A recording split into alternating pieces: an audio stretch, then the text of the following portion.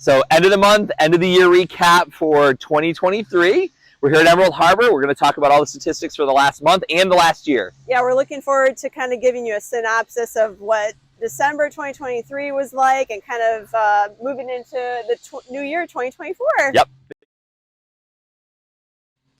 I can't believe the end of 2023 is here. Yeah, end of 2023.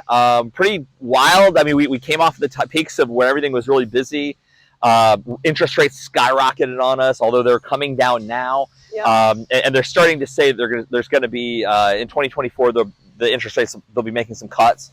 But it's an interesting time. It's an interesting time, and we're really busy, but we're not, I don't know. We're just busy, but it's a weird busy. Like, we'll have, I've always felt like real estate in general, it comes in waves. A lot. It comes in many different waves. So yeah, if you're a realtor, you know what I'm talking about. So what I mean is, like, we'll be busy in waves. We'll have listings in waves. There will be neighborhoods that have a bunch of listings followed by no listings. Right.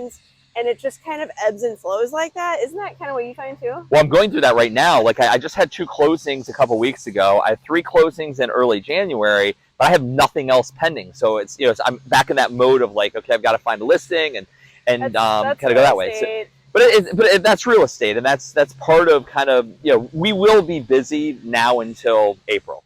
Okay, back to the stats. Okay, so I did not even look at these, so I honestly have no idea. All right. I just printed them. All right. Are we talking monthly or your yearly stats? Okay, now remember, because we're in December, we're recapping end of November. Right. And we're looking at single-family homes in Sarasota County only. Now, because we do that because the townhome, villa, condos are all different. They're all over the map. Historically speaking, they're not as reliable in terms of prediction. So, yep. All right. So November of 2023 versus November 2022, closed sales are up 31%. Wow. What does that compare to the rest of the country? I don't know. I mean, closed sales are up 31% over the previous month or over last year. This time last year. Yeah, that's shocking to me, because if you go back the previous year, we were in the heart of the craziness when everything was selling quickly and closing, and that's a little bit surprising to me. And then also paid in cash is up 24, almost 25%. We're still mostly all cash. That does make sense, because for a while there, the cash sales were not keeping up with the higher interest rates. So right. Now it's sort of caught up in that people are like, well, the rates haven't gone down that much to where I'm going to finance, so I might as well pay cash if you can do that. Well, and I have a deal right now in Lido that closes on the 4th of January. That's at 500 South Washington, and they originally put the offer in as a finance deal, and he got into it and was like, nah, I don't want to deal with the financing and all the nonsense. We see that regularly. We have a couple transactions like that right now between the two of us. And we're here for it. I mean, I'm not gonna. Who's gonna backpedal on cash. Going or have an issue with someone going from financing to cash? Right. Obviously, there would be an issue if you went the other way around. Right. But if somebody did, you can actually write a cash deal, and they can still obtain a loan, and it just wouldn't be contingent on it. Right. I will tell you though, the sellers there wanted us to remove the finance contingency, which I thought was strange. On Lido. We put the deal in, put it under contract as a finance deal. Then they were like, well, if you're going all cash, we want to remove the finance contingency. My client was like, I don't care. Just remove it. Fine. Okay. It's more of a pain. So, I know. Sorry, lenders. Yeah. Not sorry. Okay. Yeah. Median sales price, it's the same. Okay. Last year is $499. Ooh, this year $500. So it's $1,000 difference. Essentially the same. Which I think is good, because really it was going up like crazy. It was, but it hasn't come down. And I think the video we shot just before this that was talking about affordable housing, you're talking the median price is $500. If you're waiting tables in Sarasota, you can't afford a $500. How are they going to come up with a down payment unless they're gifted and then paying over every month? There's no way. There's no way. It's a struggle. And I think that you're really going to start seeing the service industry is really going to suffer here, because they just can't afford to be here anymore. And what do other cities do, like Vail? And yeah, so you're saying the people that are in the service industry will they have no chance. I mean, and you can say, well, gosh, they can always rent. rents have skyrocketed as well. So you don't have an option for real affordable housing in Sarasota. And what it really does is it pushes people to Ellington, and it pushes people down to Venice, down to Northport. But even then, like, you have the property you just sold in Ellington. And, it was a great price, great house, great price, really well finished. I really liked the house. But one of the things that killed the value of that property, really hurt the value of the property, was you couldn't rent it for the first 2 years you owned it. No, that is true. I had a couple of investors that I would have loved to have brought in there if they could have rented the place out. You can't. And that's why I didn't want someone to show up and look at it and not see that black and white that they had, and it deterred, I'm sure, some showings. But why I show it and then they say, oh, well, I'm an investor. The purpose of what I was going to buy it for. Right. But the other people, the service industry and the entry level that are struggling, I get it. I feel it. I mean, I've been here 21 years now, and so I got in at a time that was very affordable, when Sarasota used to be really affordable and everything was 15 minutes away. Right, and it's not either anymore. And I think that, you asked, well, what are other cities doing? I've only been in Vail. I've told the story before that they subsidize the service industry, firemen, police officers, and what they do is they bought up a huge block of apartment complexes, and offset the cost. What they do to offset the cost, the units are still worth $800,000 or $900,000. So they say, we're going to give you $500,000 towards the $900,000 price, but you can't sell it for 5 years. And then when you do sell it, you can only sell it to another service industry person. So what ends up happening is people that are working on the slopes are like, well, I make 50, 60 grand a year as a ski instructor. But if I look at those people, but you definitely need them, and you need a waiter or whatever. But if I can buy this place and stick it out for 5 years and continue to do this for 5 years, I'm basically getting a $500,000 bonus. So I want that. That's the way they look at it, and the way that has worked really well for Vail. So I think that in some point there's going to be a tipping point where, at the end of the day, our Sarasota is becoming really high-end. Well, all of these high-end people, consumers, are going to expect service. And if they can't get it, one of two things has to happen. Either they have to do something about the housing to fix it for the consumer, the service industry people, or they're going to have to start accepting that the service is going to be terrible. I might have to put a call into the commissioner. Personally. Yeah.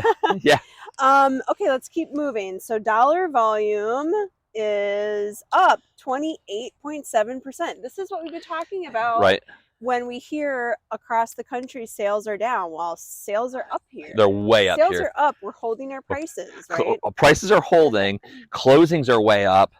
And the amount of the dollar volume of what's closing, it's not like, well, you're closing a lot more properties, but they're cheaper homes. They're not. No, they're holding value. They're holding value, and there's a lot more closings, and they're in the higher price points. And I'm telling you what, we're starting to see where in the past, like 5 years and older, it would be strange or an anomaly to see a $5 million house. Now we're seeing those on the regular. They're regular. And the next range of houses, 10 million and up, is really starting to creep in and starting to become a more regular piece of our inventory. So, and those properties are not just sitting; they're moving. They're selling. I had one. Check out the Country Club Shores video that I'm going to have coming up in the playlist soon. There's one in there for just over 10 million that went in 3 days. So, like, our market, the pricing, I think a lot of that with the dollar volume is because of the luxury market. We talked about that numerous times. So that's quite interesting. All right. The other big question too is, this is interesting. List price versus selling price. That ratio is basically the same. It actually went down by a little bit, meaning they're closer to the asking price at an average of 95.7%. Wow. So what that means is if you're priced well, it'll sell. The property will sell in that 95.7% on average. This is just an average. Right? Well, and that's a weird number to talk about also, because at the end of the day, if something isn't priced right, then the agents tend to convince the sellers to drop the price. And if it closes close to that new price, it looks like it closed close to that, but it was listed way too high. At the end of the day, we talk about this all the time. List it for the right price. Because I looked at it this morning, it's bothering me. We had a listing we went after and told them we should list it this price. And An agent that had done some business in the neighborhood as well took the listing and listed it for $300,000 more than what we had told them that we needed to list it at and what it would sell at. Well, that was 6 months ago. In 6 months, well, 6 months ago, it sat on the market for a month and a half or 2 months. They dropped it 50 grand. Then it sat on the market for another 2 or 3 months. Then they dropped it 100 grand. Then just today, 2 or 3 months later, they dropped it another. They're getting closer. They're getting closer to the price that we suggested. And sometimes, and I'm not bashing anybody, but agents will take the listing, and I've done it myself too. So I'm not living in a glass house over here. But sometimes it's also they want to work with you personally, right? Right. But you can tell someone, as much as you think professionally and from experience, that it is priced high. It doesn't do a seller any favors to price it high. Now, that being said, sellers are listing high, right? But days on the market from listing price to selling price going under contract is high. Is only from 23 days to 25 days. It's a little bit higher. So from the time you list it to go to contract it's not honestly, substantially higher. In a normal market, it's about 90 days. Right. That is normal. So we're still fast. This is still very fast. Right. So just put all this into perspective. Now, not to jump ahead, but we're going to do a separate video of 2024 predictions. You know, there's word of like a crash and things like that. We don't know. I mean, our area is so much more insulated. We're insulated from that. And number one, we're insulated from that. And two, if the market crashes, then what I would foresee happening is, especially if they cut interest rates and the market crashes, then what I would see happening is we would still be busy. Properties would still be selling. Because we're so insulated, the property values would not come down. What would start happening is you'd start seeing people finance more deals. Mm-hmm. We're going to be transacting the same amount of properties as we were before. It's just they're going to be more financed instead of all cash, because we just have so many people moving here. And we're drawing so many people from parts of the country that, California, Washington State. that's literally the opposite side of the country. And we're having people, come in and say, look, we're done. We want to move to Florida. We don't want to deal with the weather. We don't want to deal with the taxes. We don't want to deal with the politics. Yep. So, I think that we are very insulated from the downside.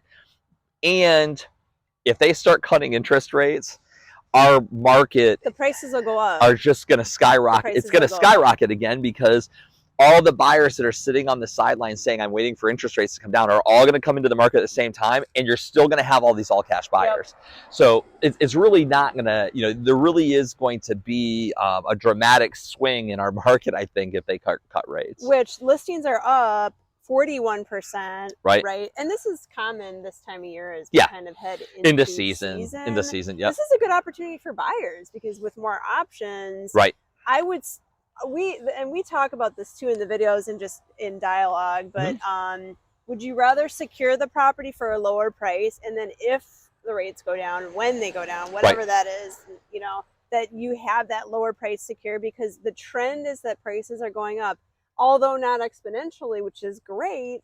They're still on the upward trend. They're on the upward trend, but let me just say this too. If you capture the property at a low price and then the market the rates come down, you've got the best of both worlds. Yep. If you're trying to time it perfectly, you never will. And what will end up happening is you're going to wait until the rates come down, and now you're like, oh, well, I can afford a $700,000 house. Right, but the house is $700,000 was $550,000 or $600,000. Exactly. The prices have come up. You would have been better off buying the $700,000 house when the prices were low, and then when the rates came down, just refinancing it and capturing the house. But everybody's got their timing and their needs and their family moving and different life situations. And we're here for it. We deal with all kinds of people, not just the wealthy second homeowners, which we love and adore all of you. No matter your needs and no matter what life hands to you, there's always a time and a place to sell or purchase real estate. Even in a really high, crazy interest rate market where people were talking about 18%, property still sold. People are always going to have to still sell, and there will always be a buyer. Well, what's funny about that is I keep hearing all these stories about, I think my parents told me that one of their first homes, they bought it like 17, 18, 20% or something.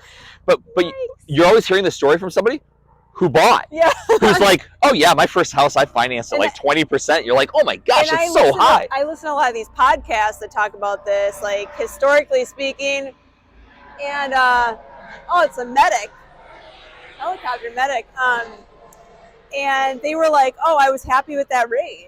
Right. And it was a double-digit rate, and it's like, right. it's all relative, and it's all your perspective and your experience, I guess. Right? Well, yeah, and I think that if people are thinking the rates are going to come back down to 3.25%, though, that's not going to happen.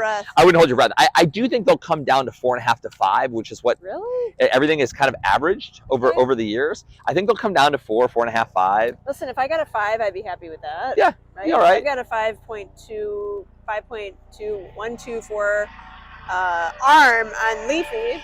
I was happy with that. Another one. Another medic. Dang it. Are you gonna make it? I think I'm okay.